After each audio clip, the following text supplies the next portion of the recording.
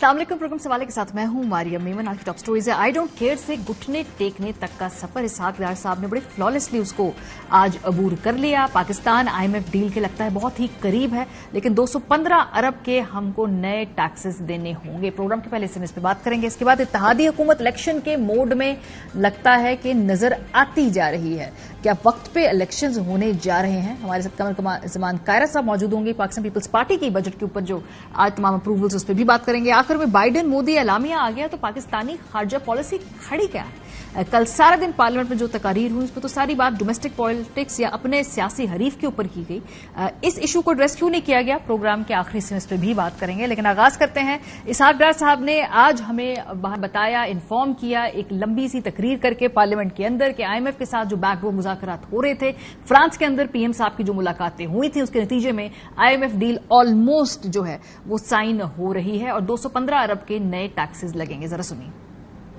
आप शहबाज शरीफ साहब की पेरिस में MD IMF से 2 दफा मुलाकात हुई। इन मुज़ाकरात के नतीजे में माली साल 23-24 के लिए 215 रुपए के टैक्स सिर्फ माने हैं। इन तमाम इकदामात के नतीजे में जो हमारा ओवरऑल बजट डेफिसिट है उसमें बेहतरी आई। सिर्फ 215 अरब के टैक्स यही काफी नहीं है। उन्होंने बताया कि कल सुबह एक हज फ्लाइट जा रही है, पार्लियामेंटेरियंस उसमें होंगे और वो वहां जाकर हिजाज मुकद्दस पे दुआ करें। उनकी दुआओं के नतीजे में गालिबन जो है ये मामला ज्यादा बेहतर तरीके से सॉल्व होगा। सो इधर बड़े बड़े टैक्सेस लगा के एक स्पेशल प्लेन पे ये तमाम जो आपके लेजिस्लेशन करने वाले लोग हैं वो कल हज करने जा रहे हैं। ये इसहाक डार साहब ने बताया हमें। कुछ हमारे साथियों ने हज के लिए जाना है। कल हमने एक स्पेशल आखिरी हज फ्लाइट अरेंज की है जो कि सऊदी प्रोटोकॉल और उनकी अथॉरिटी के साथ तय है। तो इंशाल्लाह जो हमारे पार्लियामेंटेरियन बहन भाई हैं वो उस फ्लाइट में अपना अवेल कर सकते हैं और वहां हमारी दुआ करें। वहां तो इस वक्त जो गूंज है वो है अल्लाह अकबर अल्लाह अकबर। पाकिस्तान के जो मसाइल पिछले चंद सालों से सामने आ रहे हैं, अल्लाह ताला हमको मसाइल से निजात देंगे और बेहतरी की तरफ सफर होगा। इससे पहले 10 जून 2023 तक तो इसहाक डार साहब कह रहे थे कि जियो पॉलिटिक्स का ये मामला है, पाकिस्तान के खिलाफ साजिश हो रही है। ये नया बयानिया PMLN गवर्नमेंट ने बाकायदा इसहाक डार साहब के जरिए लॉन्च किया था। पाकिस्तान अपनी कमिटमेंट वक्त पे करेगा। IMF और नो IMF कॉन्स्पिरेसी पाकिस्तान के खिलाफ जाल बिछाया हुआ है। ये जियो पॉलिटिक्स हो रही है। वफाकी वजीर जावेद लतीफ साहब भी, जिनका पॉलिटिक्स का तो तजर्बा है लेकिन इकोनॉमी से कोई इतना ग्लोबल उनका इंट्रोडक्शन नहीं है, फिर भी उन्होंने भी इस पे लीड ली और उन्होंने भी कहा कि वो पाकिस्तान के साथ सियासत की जा रही है। ये तमाम मालियाती इदारे मिले हुए हैं। जो कुछ हो रहा है, क्या दुनिया भर के मालियाती इदारे क्या पाकिस्तान के साथ सियासत नहीं कर रहे? और इतनी कड़ी शराइत पे एग्रीमेंट की बातें होती हैं कि पाकिस्तानी कौम को कोई रिलीफ ना दिया जा सके, और इसका फायदा किसको दिया जा रहा है? ख्वाजा आसिफ साहब ने कहा कि IMF होता कौन है हमें किसी को भी बताने वाला कि चीन के साथ आप इस तरह ताल्लुकात रखें, सऊदीया और जो आपकी बाकी एलाइज हैं उनसे आप इस तरह से पैसे के मामलात करें, यहां से पैसे पकड़े, यहां से फंडिंग अप्रूव करवाएं। ये होता कौन है बताने वाला IMF? ख्वाजा आसिफ साहब वाज वेरी एंग्री। हमने हर शर्त मानी है। IMF का क्या काम है कि वो कहे कि जी सऊदी अरेबिया से पैसे पहले क्रेडिट करवाएं, चाइना से करवाएं, UAE से करवाएं, उसके बाद हम आपका जो करेंगे। There is more to it. अब अगर वो कहें कि अगला जो बजट आ रहा है वो भी उनकी मर्जी के मुताबिक दिया जाए, आइंदा 6 महीने के लिए, साल के लिए जो है अवाम के ऊपर और बोझ डालना पड़े। इसी दौरान जो है हमारे इलेक्शन भी आने वाले हैं, उसके एक पॉलिटिकल एंगल भी है। तो इस सारी बैकड्रॉप के अंदर जो है आप अंदाजा लगा लेंगे क्या हो रहा है। सियासत और सिर्फ सियासत इस मुल्क का सबसे बड़ा अलमिया यह है कि जो इक्तदार में होता है या अपोजिशन में होता है वो सिर्फ मईशत के ऊपर सियासी नैरेटिव बनाता है। इन तमाम स्टेटमेंट्स के बावजूद इसहाक डार साहब ने न सिर्फ IMF की तमाम शराइत मानी, 215 अरब के नए टैक्सेस भी लगा रहे हैं। خواجہ آصف صاحب کہہ رہے تھے کہ ہمیں ہوتا کون ہے بتانے والا IMF، اور ہم بجٹ بھی کیا ان کی مرضی سے لے کے آئیں. اس کے بعد ہم نے دیکھا کہ بجٹ جو ہے اس کو ری ایڈجسٹ کیا جائے گا IMF کی مرضی کے ساتھ ہی. سو یہ جو لمبے آپ یہاں پر بیانات دیتے ہیں، بڑے بڑے دعوے کرتے ہیں، ٹیبل پہ اوپر مذاکرات پہ یہ ہارڈ کور پالیٹکس کی بات نہیں ہے، یہ فیکٹس، فگرز اور نمبرز کی بات ہوتی ہے جس کے ایما پر یہ بات کی جاتی ہے، اور بالآخر آپ کو IMF کی باتیں ماننی پڑی ہیں. سو سیاست ایک طرف، معیشت ایک طرف، یہ ہے اس ملک کی حقیقت. اور آج جیسے کہ ہم نے ایکسپیکٹ کیا، جو آلریڈی ٹیکس سیکٹر ہے اسی کو دوبارہ سے ٹیکس کر دیا گیا ہے. ہم نے دیکھا کہ یہاں پر جو لوگ ایک سرٹن اماؤنٹ میں منافع کما رہے ہیں، جن کے آلریڈی ڈکلیئرڈ منافع یا پروفٹ ہوتے ہیں، ان کو ہی سپر ٹیکس کر دیا گیا. ضرور لگائی امیر لوگوں پہ ٹیکس اس ملک کے اندر، وہ جتنا ٹیکس دینا چاہیے اتنا دیتے نہیں ہیں، لیکن جو پورے کے پورے سیکٹرز ٹیکس نیٹ سے باہر ہیں ان پہ ٹیکس نہیں لگانا، بلکہ ان کے حصے کا بوجھ بھی باقی لوگ جو غلطی سے ٹیکس فائل کرتے ہیں انہی کے کھاتے میں ڈالنا. یہ ہے اس حکومت کی پالیسی. بہرحال یہ جیو پالیٹکس کہاں رہ گئی، اس پہ بات کریں گے. عزیر یونس صاحب ہمارے ساتھ موجود ہیں، معیشت ہیں، اس ایشو کے اوپر پہلے بھی بہت ووکل رہے ہیں. سو یہ جو جیو پالیٹکس ہوئی ہے اس پورے ایشو کے اوپر عزیر صاحب، یہ اس کے نتائج کے بعد بھی ہمیں IMF کی شرائط ماننی تو پڑی ہیں. بیچ میں کچھ ہم نے دیکھا کہ سفارتکار بھی انوالو تھے، ان کے ساتھ بھی بیٹھ کر بات چیت ہوئی، شاید میڈیشن ہوئی ہو، شاید وہ پورا ایک ڈیلیگیشن بنا کر بھی لے کر گئے ہو. بہرحال یہ اس وقت دوبارہ اب بجٹ ری ایڈجسٹ ہونے جا رہا ہے. سو اس کا مطلب ہے کہ شاید جیو پالیٹکس کا معاملہ نہیں تھا. جی بالکل، شکریہ بہت بہت. اور جیو پالیٹکس نہیں تھا. 24 گھنٹے پہلے لوگ کہہ رہے تھے کہ بھارت اور امریکہ کی جوائنٹ سٹیٹمنٹ میں پاکستان کا جو ذکر ہے وہ ایویڈنس ہے جیو پالیٹکس کا. تو 24 گھنٹے میں کیا ہو گیا ایسا جو جیو پالیٹکس ختم ہو گئی؟ اس کا سوال بنتا ہے لوگوں سے، بالخصوص اسحاق ڈار صاحب سے، کہ کہاں گئی وہ جیو پالیٹکس. تو جیو پالیٹکس نہیں تھی، اور یہ ایک بات فیکٹ ہے. دوسرا فیکٹ یہ ہے کہ یہ جو بار بار بات دہرائی جاتی ہے کہ ہم نے تمام شرائط مان لی ہیں، یہ بھی بالکل ٹھیک نہیں تھا اور نہ ابھی تک ہے.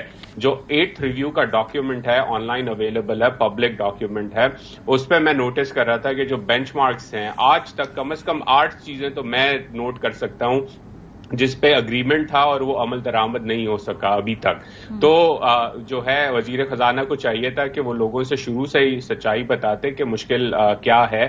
اب انہوں نے بجٹ میں ایڈجسٹمنٹس کی ہیں، وہ غالباً جیسے آپ نے کہا $215 ارب کے نئے ٹیکسز اور 85 کم از کم ارب روپے کے جو ہیں وہ اسپینڈنگ کٹس ہیں. تو $1 بلین جو ہے وہ بن جاتا ہے اماؤنٹ جو ایڈجسٹمنٹ اگری ہوئی ہے. لیکن ابھی تک مجھے نہیں لگتا کہ سارے معاملات طے پا گئے ہیں. اگلے آنے والے 2-3 دن اور بھی امپورٹنٹ ہیں اس میں. سو زیر جو پچھلا بجٹ پیش کیا جس میں فلانے کو بھی ریلیف دیں، آپ کو بھی تنخواہوں میں اضافہ دیں، فلانے کا بھی جو ہے ہم اس ایشو کے اوپر جو ہے ان کو چھوٹ دے رہے ہیں، وہ پھر خالی ایک لفظی اور خالی کاغذی بجٹ تھا.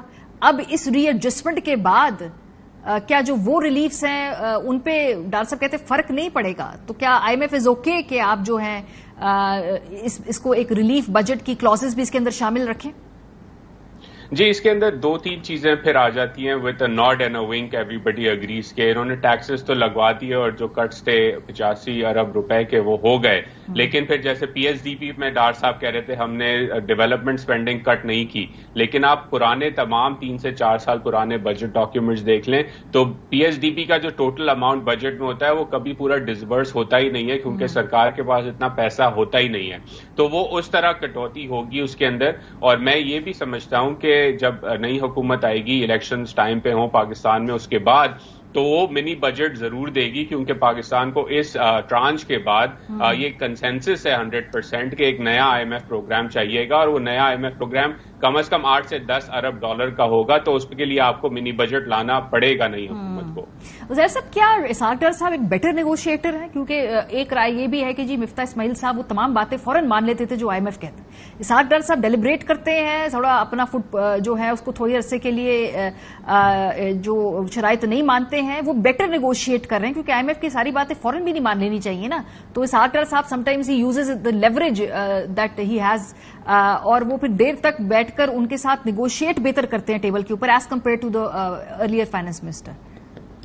نہیں دیکھیں، انفارچونیٹلی اس پوری نیگوسیشن کو تمام پولیٹیکل پارٹیز پہ جو پہلے پی ٹی آئی میں بھی ہوتی تھی اس کو پولیٹیسائز کیا جاتا ہے کہ آپ نے گھٹنے ٹیک دیے، آپ نے کنسیشنز دے دی ساری.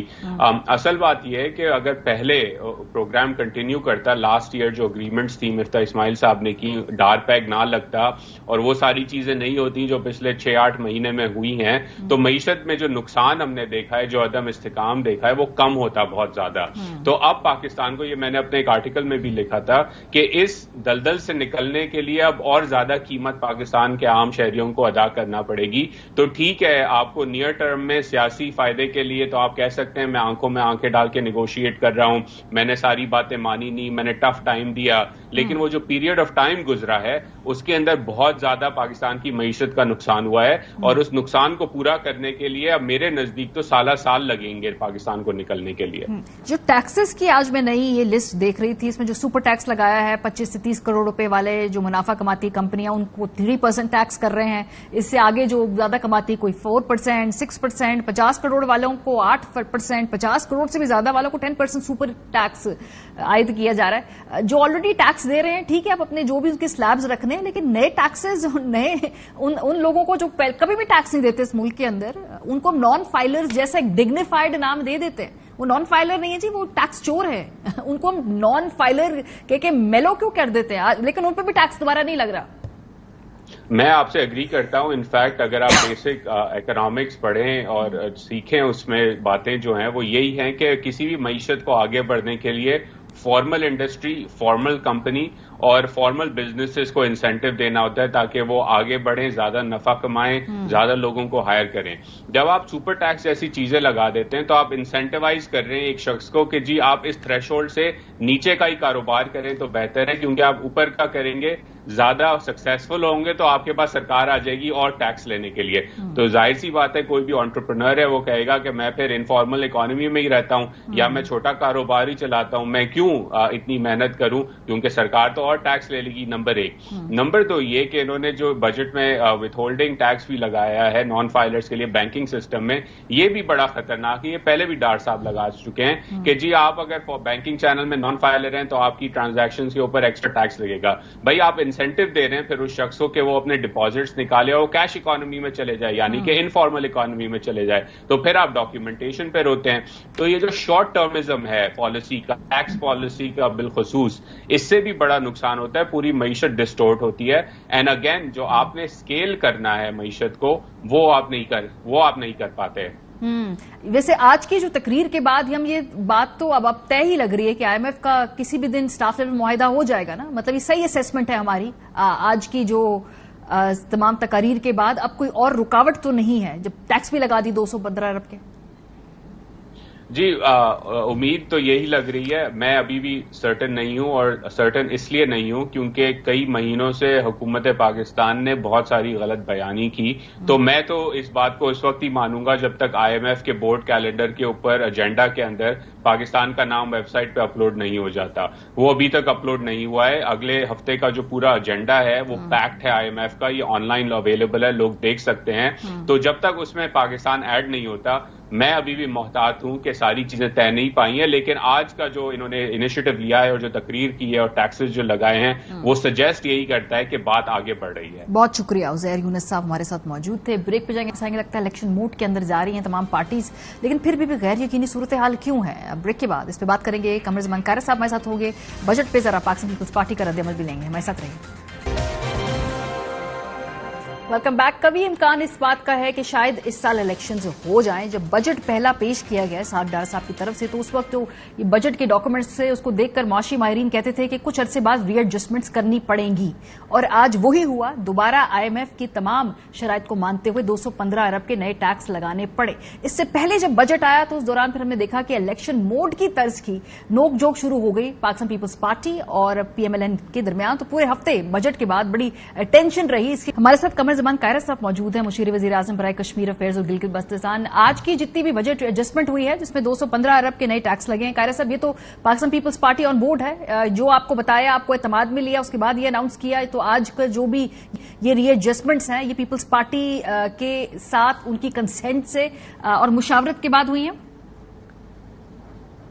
आर्या, पहली गुजारिश ये है कि बजट जब पेश होता है ना तो बजट तजावीज होती हैं, उन तजावीज पे जमातें भी, मुख्तलिफ ऑर्गेनाइजेशंस भी, अफराद भी, मेंबरान असम्बली हुकूमत के हों अपोजिशन के हों, सब लोग अपनी अपनी आरा देते हैं, उस पर नाकदाना जायजा लेते हैं, उसकी अच्छी बातों की तारीफ और उसके अंदर कमजोर पहलुओं को उजागर करते हैं, और फिर उन तजावीज के अंदर कुछ कटौतियां होती हैं, कुछ रीअप्रोप्रिएशंस होती हैं।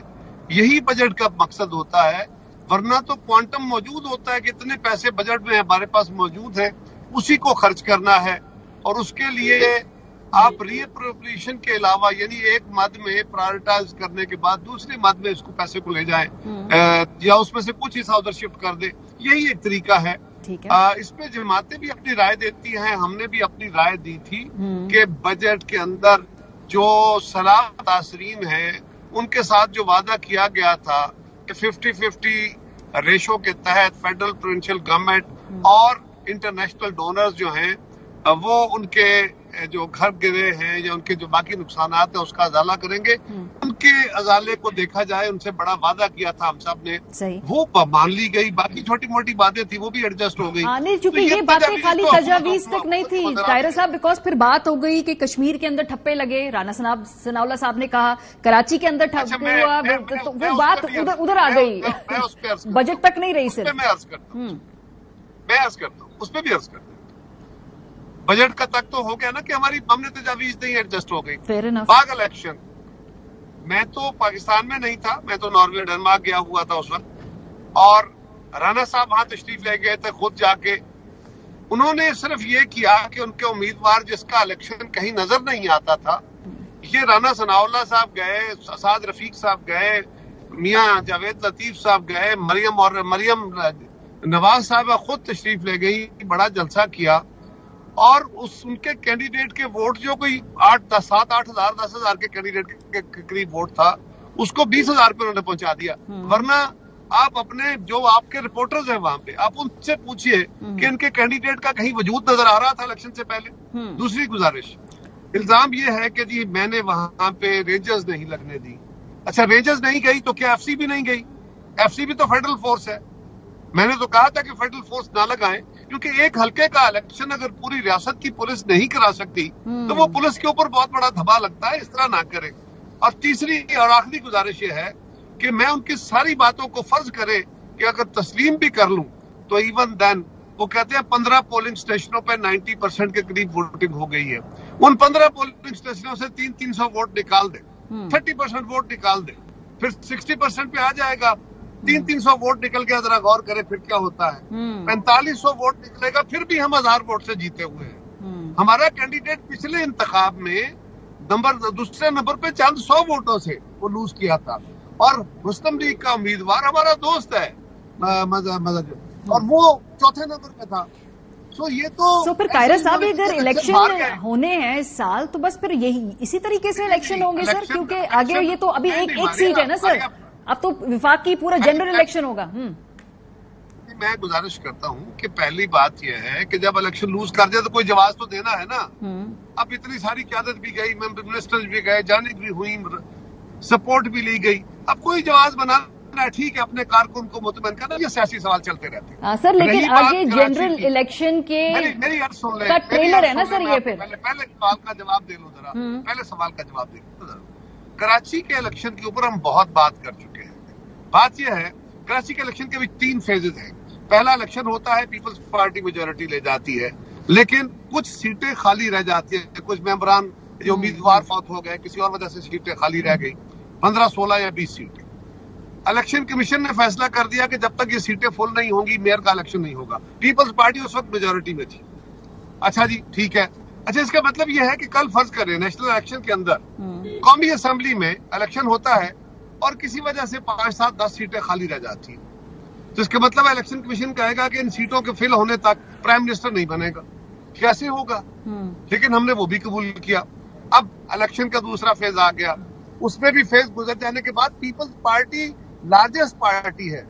अब वो इल्जाम हम पे क्या है कि जी जो पीटीआई के बंदे थे उन्होंने जमात इस्लामी को वोट क्यों नहीं दिया, हालांकि वो कह रहे हैं उनमें से 30 बंदों ने कहा कि हमने वोट नहीं देने, الزام کیا تھا؟ آپ ذرا غور کیجیے صرف الزام پہ. یہ نعیم صاحب الزام لگا رہے تھے، حافظ نعیم صاحب، کہ جی جو بندے ووٹ ڈالنے نہیں آئے یا تو ان کو اٹھا لیا گیا ہے، طاقت کا استعمال ہوا ہے، ریاستی طاقت کا، اور اگر وہ اپنی مرضی سے گئے تو انہوں نے پیسے لیے. اس کا مطلب اگر وہ ان کے ساتھ جاتے تو ٹھیک. قاری صاحب اس کا کانٹیکسٹ ہے، اس کا کانٹیکٹ ہے سر، پنجاب کے اندر تحریک انصاف کو جس طرح سے پریس کانفرنسز کے ذریعے ڈسمینٹل کیا جا رہا ہے، اسی کی جھلک وہ کراچی کے اندر بات کر رہے ہیں کہ ہم پہ دباؤ تھا اس لیے ہمیں. میرا سوال یہ ہے ہی نہیں، میرا یہ سوال ایک سوال یہ نہیں ہے، اس لیے ان کی بات کے ان کے موقف کے اندر سر وزن ہے، کیونکہ ہم پنجاب میں یہ دیکھ رہے ہیں سر. نہیں ماریا یہ نہیں، آپ بالکل ایک اور بات کر رہے ہیں، اس کا تناظر ہی کوئی اور. آپ یہ بتائیں کہ ایک جماعت کے لوگوں نے ووٹ ڈالنا ہے، وہ جماعت اسلامی کو ووٹ نہیں ڈالتے، اس کا مطلب ہے کہ پیپلز پارٹی نے زیادتی کیا. یعنی جماعت اسلامی کو ووٹ ڈالنا کیا فریضہ ہے؟ یہ فرض ہے. سر اگر وہ کہیں کہ ہم پہ دباؤ ہے، جو کہ دباؤ ہم ملک کی باقی حصوں پہ اس جماعت پہ دیکھ رہے ہیں، تو سر کراچی کی لیڈرشپ کے دباؤ کے بات کو نہ مانے پھر. اب دیکھیے میری گزارش سنیں، اب میں آپ کو چیلنج کر رہا ہوں جو مجھے نہیں کرنا چاہیے اصولی طور پہ، لیکن کیونکہ آپ نے اتنے اصرار سے یہ سوال کر لیا ہے، میں آپ کو چیلنج کر کے کہہ رہا ہوں، جن لوگوں پہ یہ الزام ہے یا جن کے بارے میں ہم پہ الزام ہے کہ ان پہ دباؤ تھا، اب تو دباؤ ختم ہو گیا، اب تو حکومت ہو گئی، جو ہونا تھا ہو گیا. ان میں سے 6 بندوں کو آگے ٹی وی پہ آپ بیان دلوا دیں کہ جی ہمیں مجبور کیا گیا. قاری صاحب آپ کو لگتا ہوگا کہ دباؤ ختم ہو گیا ہے، میری اسیسمنٹ یہ ہے کہ ابھی دباؤ ختم نہیں ہوا، ابھی بھی پریس کانفرنس ہو رہی ہے. اسیسمنٹ کی بنیاد کیا ہے؟ سر بنیاد یہ ہے کہ ابھی بھی ہم نے بہت سارے لوگوں کو دیکھا، گرفتاریاں ہوئی، جمشید چیمہ صاحب کو گرفتار کر لیا کل دوبارہ، پریس کانفرنس کی وہ چلے گئے، وہ دوبارہ گرفتار ہو گئے. سر بالکل یہ نامناسب بات ہے. جی سر دباؤ کہیں نہ کہیں ہے. چیمہ صاحب کو میری گزارش سنیے، بالکل ہوگا، مجھے اس سے انکار نہیں ہے. سوال یہ ہے، بات میں کراچی کی کر رہا ہوں، آپ مجھے سر میں جنرلی ایک جماعت کی بات کر رہی ہوں جس کے اندر ایک تغیراتی عمل سے وہ گزر رہی ہے دباؤ کے نتیجے میں. سر تناظر مکس کر رہی ہے، آپ تناظر مکس کر رہی ہے، یہ درست نہیں ہے. ٹھیک ہے، یہ درست راستہ نہیں ہے. چلیں ٹھیک ہے. میرا موقف ذرا میری موقف سن لے، اس طرح ٹھیک نہیں ہے. میرا موقف یہ ہے، کراچی کے الیکشن میں ہم 2 جماعتیں الیکشن لڑ رہی ہیں، ایک جماعت اسلامی ہے، ایک پیپلز پارٹی ہے. پی ٹی آئی کے لوگوں نے پیپلز پارٹی کو ووٹ دیا اور کچھ نے کسی کو ووٹ نہیں دیا. وہاں ہمارا 2 جماعتوں کا مقابلہ ہے. یہاں ایک اور صورتحال ہے کہ عمران خان صاحب اور ان کے دوستوں نے اور ان کے ساتھیوں نے 9 مئی کو جو کام کیا اس کے جواب میں ان پہ کارروائی ہو رہی ہے، ان کے خلاف کیسز بننے ہیں. اس کے الیکشن کراچی کے الیکشن کے ساتھ کیا تعلق ہوا؟ وہاں تو جماعت اسلامی ہے فریق، وہاں تو پی ٹی آئی فریق نہیں ہے، پی ٹی آئی ووٹ لینے والی نہیں ہے. آپ کس طرح اس تناظر کو چلیں قاہرہ صاحب آپ میرے تناظر کو مت ایکسپٹ کریں، تھوڑا سا آگے بڑھتے ہیں. سوال اب یہ ہے کہ کیا اگلے آنے والے جنرل الیکشنز کا یہ ٹریلر ہم دیکھ رہے ہیں؟ ویسے الیکشن تو وقت پہ ہی ہوں گے، یہ تو اب اس میں تو اب کوئی کنفیوژن نہیں ہے نا، کوئی اس میں ایمبیگوٹی نہیں ہے. 13 اگست کو اسمبلیاں ٹوٹ رہی ہیں. پہلی بات یہ ہے کہ آئین کے اندر جو درج ڈیٹ ہے اس کے مطابق الیکشن ہو رہا ہے، ہونا چاہیے. کوئی دوسری رائے اسمبلی مدت اپنی پوری کرے گی. لیکن آپ نے جو لفظ استعمال کیا نا ٹریلر چل رہا ہے، اس کا مطلب ہے کہ آپ اپنا پری ڈیٹرمنڈ مائنڈ کے ساتھ اپنا آرگومنٹ لے کے بیٹھی ہوئی ہے. سر میرا آرگومنٹ یہ ہے کہ ہم آگے مزید کیوس دیکھ رہیں گے، انسٹیبلٹی دیکھیں گے، الیکشن کے رزلٹ کو مانے گا. آپ اپنا جملہ سمجھے نہ آپ اپنا جملہ سوچیں آپ نے کیا کہا. آپ نے کیا ہم یہ جو کچھ ہو رہا ہے اگلے الیکشن کا ٹریلر ہے؟ کیا مطلب ہے اس کا؟ اس کا مطلب یہ ہے کہ اس وقت دھاندلی ہو رہی ہے اور اگلے الیکشن میں دھاندلی ہوگی. اس کے علاوہ کوئی مجھے سمجھا دے، کیا یہ مناسب تجزیہ ہے؟ سر اس کا مطلب یہ ہے کہ جس طریقے سے ہم نے دیکھا کہ کراچی کے میئر کے الیکشن کے اندر بہت زیادہ کنٹروورسی ہوئی، ایک جماعت کو بائیکاٹ کرنا پڑا، وہ الیکشن میں حصہ نہیں لیا. وہ کیا ہوئی؟ سر ایم کیو ایم نے حصہ ہی نہیں لیا اس الیکشن کے اندر. سر نہیں بالکل نہیں. اور سر آپ کے مخالفین کے ممبران دیکھیں، میرے مخالفین نہیں، میں ماریا کو جواب سر تو میں پوچھ رہی ہوں کیسا الیکشن کا مینڈیٹ سر جہاں ایک جماعت نے حصہ نہیں لیا، دوسری دونوں جماعتیں سر آپ کے خلاف عدالت میں گئی ہوئی ہیں. اس جماعت کے کتنے ممبر تھے؟ وہ جماعت حصہ لیتی کتنے ممبر تھے اس کے؟ چلے سر تو اگلے الیکشن کے اندر جو میرا سوال ہے، نہیں اس کا مطلب ہے آپ آلریڈی ایک assumption بنائے بیٹھی ہیں کہ انہوں نے پی ٹی آئی نے پیپلز پارٹی کے خلاف ہی ووٹ ڈالنا ہے. आप ये assumption बनाए बैठे हैं ना? नहीं सर, मेरा assumption ये नहीं है। मेरा assumption ये है कि एक जमात बॉयकॉट करती है, इलेक्शन में हिस्सा नहीं लेती, एक जमात जो है उसके तहफुजात हैं, दूसरी जमात कहती है कि हमारे लोगों पे दबाव है, तो बॉयकॉट करती है, तो मेरा उसका बेनिफिशियरी कौन है?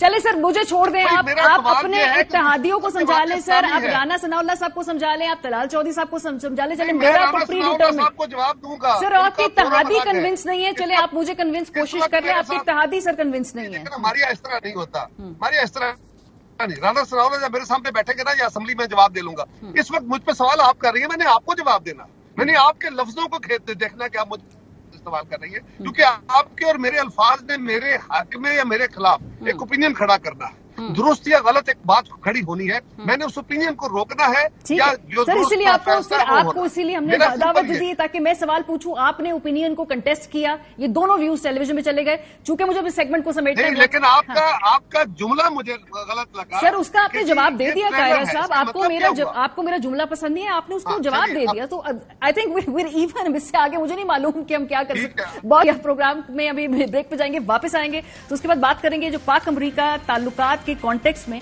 कल एक बड़ा ही हिस्टोरिक दौरा हुआ प्राइम मिनिस्टर मोदी जो भारत के हैं, उस हवाले से पाकिस्तान की फॉरेन पॉलिसी कहां खड़ी है। ब्रेक के बाद हमारे साथ रहिए। Welcome back. गुज़िश्ता हफ्ते भारत के वजीर आजम नरेंद्र मोदी अमरीका गए, वहां पर जाकर बड़ी ही उन्होंने एक्सटेंसिव मुलाकातें की, अमरीकी कांग्रेस के अंदर खिताब किया। इसके अलावा बहुत सारे फोटो ऑप्स और बहुत ज़्यादा अमरीकी इस्टेब्लिशमेंट और हुकूमत की जानिब से उनकी पजीराई के बाद एक जॉइंट स्टेटमेंट आती है और उस एलामिये में पाकिस्तान के खिलाफ सख्त अल्फाज इस्तेमाल किए जाते हैं। ये जॉइंट स्टेटमेंट क्या कहती है? ये कहती है कि जी 22 जून को जो अमरीकी सदर जो बाइडन और भारतीय वजीर आजम नरेंद्र मोदी ने मुश्तरका एलामिये में ये मुतालबा किया है कि पाकिस्तान भारत को निशाना बनाने वाली तंजीमों के खिलाफ कार्रवाई करे। अब ये इतनी एक हिस्टोरिक दौरा है, जो इतनी भी जियो पॉलिटिक्स की बात इसहाक डार साहब करते तो हैं, लेकिन कल हमारी प्रायोरिटीज मुल्क के अंदर क्या रही, कल पूरा दिन सियासत में किन इश्यूज के ऊपर हम बात करते रहे, ये भी बहुत एक लम्हा फिक्रिया है। उसके थोड़ी देर बाद हमने देखा कि मिनिस्ट्री ऑफ फॉरेन अफेयर्स की जानिब से एक प्रेस रिलीज जिसमें उन्होंने रिस्पांस दिया। उन्होंने कहा कि जी ये मिसलीडिंग स्टेटमेंट है। जाहिर सी बात है कि एक इस तरह की statement ministry of foreign affairs रस्मी तौर पे देता भी है, लेकिन कल हमारी जो तमाम पॉलिटिकल क्लास थी उसकी क्या रही सरगर्मियां, इस एलामी के नतीजे में आपको जरा दिखाते हैं। शहबाज शरीफ साहब ने इस मामले पर कोई सख्त रद्द-ए-अमल नहीं दिया, ना ही कोई ट्वीट की है, ना ही उनका इस हवाले से कोई ठोस बयान सामने आया है। पहले तो हम आप ये देख लीजिए, वजीर दिफा साहब ने कल पार्लियामेंट के अंदर तकरीर की। हमने अपनी टीम को कहा कि जरा टाइम करके हमें बताएं कि उसमें क्या टॉपिक्स थे, क्या प्रायोरिटीज थी और इस इशू को कैसे एड्रेस किया हमारे वजीर दिफा साहब ने। उन्होंने तकरीबन 7 मिनट की अपनी तकरीर में ये जो मामला था इसको अगली जो भी मुंतखब हुकूमत होगी उसके खाते में डाला कि वो एक मुंतखब मैंडेट वाली गवर्नमेंट आकर ही इस पर फैसले कर सकती है। वजीर दिफा पाकिस्तान के उन्होंने क्या कहा, जरा सुनिए। प्रेसिडेंट बाइडन और जो बुचर ऑफ गुजरात है उनकी जो जॉइंट कम्युनिके आया है उसमें पाकिस्तान को एक्यूज किया गया दहशतगर्दी के। तो मेरा ख्याल है सर अल्लाह ताला खैर खैरियत रखे, इलेक्शन जो है वो होते हैं, एक स्टेबल गवर्नमेंट पाकिस्तान की आती है जो एक स्टेबल फॉरेन पॉलिसी जो है या अमेरिका के साथ ताल्लुकात या बाकी हमसायों के साथ ताल्लुकात जो है उनको परसू करती है। वजीर दिफा साहब कहते हैं कि इलेक्शंस का वेट करें, उसके नताइज होंगे, जो भी गवर्नमेंट होगी वो फिर आगे जाके इन ताल्लुकात को देखेगी। वजीर खारजा साहब का क्या रद्द-ए-अमल था? कल उन्होंने पार्लियामेंट के अंदर एक धुआंधार तकरीर की और उनकी जो प्रायोरिटी थी, सबसे पहले तो उन्होंने इसहाक डार साहब के हवाले से गुफ्तगू की, फिर उसके बाद उन्होंने 9 मई के हवाले से गुफ्तगू की, किस तरह से ट्रंप का जो रवैया है उनको चेयरमैन तहरीक इंसाफ के रवैये से मिलाया। अमरीका की जो बात की उसमें उन्होंने उसको डोमेस्टिक पॉलिटिक्स के कॉन्टेक्स्ट में बात की, फिर उसके बाद उन्होंने चेयरमैन तहरीक इंसाफ के ऊपर बात की और फिर कहीं जाके उन्होंने इस स्टेटमेंट के हवाले से गुफ्तगू की। तो कुल उनकी जो तकरीर थी वो 24 मिनट की थी, जिसमें से 3 मिनट जो है उन्होंने इस इशू के ऊपर गिले शिकवे किए। बिलावल भुट्टो जरदारी साहब वजीर खारजा पाकिस्तान के, उनका क्या कहना था, जरा सुनिए। ये मेरा शिकायत रहा है पिछले 14 महीनों जब से मैं ये मुल्क का वजीर खारजा रहा हूँ कि बाकी दुनिया तो उठ के चला गया है अफगानिस्तान से, किसी का तो ध्यान ही नहीं है दहशतगर्दी की तरफ। बड़ा आसान है अपना स्टेटमेंट में लिखवाना कि दहशतगर्दी के काम करना चाहिए, मगर अगर वो तवज्जो नहीं होगा दहशतगर्दी का इशू ना अमेरिका का, ना यूरोप का, ना किसी और ममालिक का, इसलिए उनका सबसे पहला तवज्जो जियो पॉलिटिक्स है, दूसरे बाकी मसले हैं। जवाब पाकिस्तान की जो वजीरे खारजा हैं, जो पाकिस्तान के इलेक्टेड रिप्रेजेंटेटिव्स हैं, जो पाकिस्तान को चला रहे हैं, देना था उन्होंने या भारत को या अमेरिका को इस स्टेटमेंट के नतीजे में। लेकिन हम डोमेस्टिक पॉलिटिक्स के इतने मारे हुए हैं कि बिलावल भुट्टो जरदारी साहब ने जो है कल एक जवाब दिया, वो भी अपने पॉलिटिकल राइवल तहरीक इंसाफ के चेयरमैन को दिया, और उसके जवाब में उन्होंने उनके दौरे हुकूमत में जो एक जॉइंट स्टेटमेंट आई थी जिसमें मोर और लेस यही जबान इस्तेमाल की गई थी, वो वापस उनको ट्वीट बैक की और साथ एक इमोजी उन्होंने किया। तो ये एक सीरियस फॉरेन मिनिस्टर साहब की जो ट्वीट है, उसके बाद जाहिर सी बात है उनको आड़े हाथों लिया भारतीय मीडिया ने, जो भी ग्लोबल मीडिया ने, कि भाई ये किस तरह का ये सीरियसनेस का जवाब है। तो जी वो भी जो जवाब देना मुनासिब समझा वो अपने पॉलिटिकल राइवल को दिया। तो कल पाकिस्तान के अंदर तमाम जो डेवलपमेंट थी वो अदालतों के अंदर जो भी मामलात है उस हवाले से प्रेस कॉन्फ्रेंसेज हुई, पार्लियामेंट के अंदर जितनी भी गुफ्तगू हुई वो अपने सियासी मुखालिफिन के बारे में बात की गई, लेकिन इस जॉइंट स्टेटमेंट को उस तरह से ड्रेस नहीं किया गया शायद जिस तरह से करने का इसका हक है। हमारा ख्याल था कल सारी गुफ्तगू उसके ऊपर होगी। अलबत्ता ISPR की तरफ से एक रद्द-ए-अमल आया, उन्होंने कहा कि जी अमरीका भारत के गुज़श्ता रोज के मुश्तरका एलामिये के बाद ये भारत का इंतहाई इत्याल अंगेज अमल है, ये जो आज सतवाल सेक्टर में हुआ है। सो इस हवाले से एक रद्द-ए-अमल उनका आया।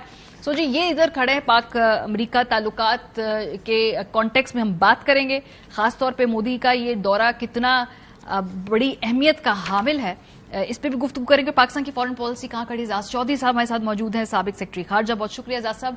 सर ये जो विजुअल्स हैं, ये जो जिस तरीके से हमने देखा है कांग्रेस के अंदर जाके खिताब किया भारत के वजीर आजम ने, वहां पर जिस तरह की मुलाकातें थी, जो वहां पे पाकिस्तानी कम्युनिटी है, अगर उनसे आप गुफ्तगू करें तो उनको भी ये देखकर जो कल ये सारे मामलात थे उनको अंदाजा हुआ कि कितना बड़ा इसका हिस्टोरिक कॉन्टेक्स्ट है इस पूरे दौरे का। लेकिन जो कल जॉइंट स्टेटमेंट आई है, should we be worried, because more or less इन्हीं अल्फाज के साथ कुछ अरसे के बाद ये स्टेटमेंट आई है माजी में भी, या कल कुछ इससे मुख्तलिफ हुआ है जो माजी में होता रहा है? जी देखिए, इसमें तो कोई शक नहीं है कि इस वक्त अमेरिका हिंदुस्तान के साथ पींगे बढ़ा रहा है, और उसका बुनियादी हदफ तो ये है कि किसी तरीके से हिंदुस्तान को तैयार करें कि चीन के खिलाफ एक बड़ा मजबूत महाज बन जाए, और साथ ही साथ ऑस्ट्रेलिया, जापान, दूसरे ममालिक भी उस आर्क ऑफ कंटेनमेंट में शामिल हो जाएं चीन के खिलाफ। तो इसलिए कोई ऐसी बात नहीं है चंबे की। अमेरिका ने जब भी किसी के साथ पींगे बढ़ाई, मुझे याद है पाकिस्तान के साथ भी जब वो बड़े पींगे बढ़ाते थे कम्युनिज्म के खिलाफ और सोवियत फोर्सेस की अफगानिस्तान में मौजूदगी के खिलाफ, तो इसी तरीके से हमारी बड़ी पजीराई की जाती थी। तो ये तो हिंदुस्तान को जो मिल रही है इस वक्त, वो उसमें कोई शक नहीं है। लेकिन साथ ही साथ मुझे ये भी नजर आ रहा है कि हिंदुस्तान को भी एहसास है और अमेरिका को भी एहसास है कि ये हिंदुस्तान अपनी ऑप्शंस खुली रखा हुआ है। मैं आपको मिसाल दे के बताता हूँ कि आप पूरी जॉइंट स्टेटमेंट देख लें, चीन का लफ्ज नहीं है उसके अंदर। ठीक बात, अगर है तो एक बार है साउथ चाइना सी के कॉन्टेक्स्ट में, लेकिन ना चीन का जिक्र है ना रूस का जिक्र है। ये यानी गोया वो पूरा जो फसाना जिसमें था उसमें उनका जिक्र नहीं किया, और आप पाकिस्तान का जिक्र कर रहे हैं। तो इससे तो बहुत क्लियर जाहिर होता है कि एक बायलैटरल नॉर्म्स को वायलेट किया गया है।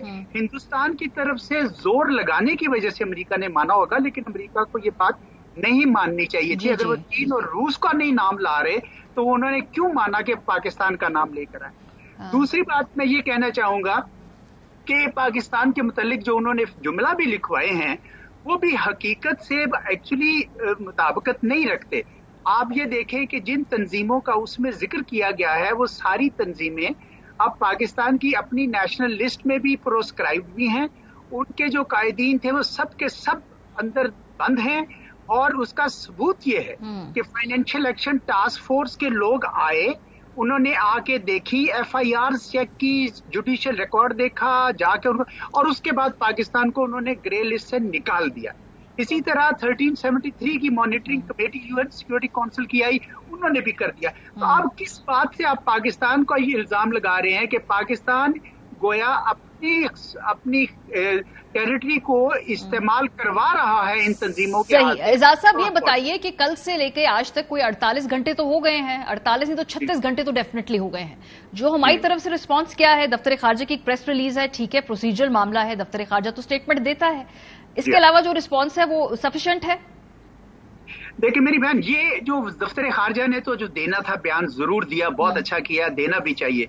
मैं समझता हूं कि हमारे तमाम लीडरान को भी इसके ऊपर रद्द अमल शो करना चाहिए। जिस तरह मैंने कहा ना कि खाली ये जरूरी नहीं है कि आप कोई उस तरह गालम गलोच में शामिल हो जाएं, लेकिन आपको ये नुकात उठाने चाहिए अमेरिका के साथ कि हजूर ये तो बायलैटरलिज्म के नॉर्म्स में नहीं होता कि थर्ड कंट्री को शामिल किया जाए, आपने यूं किया।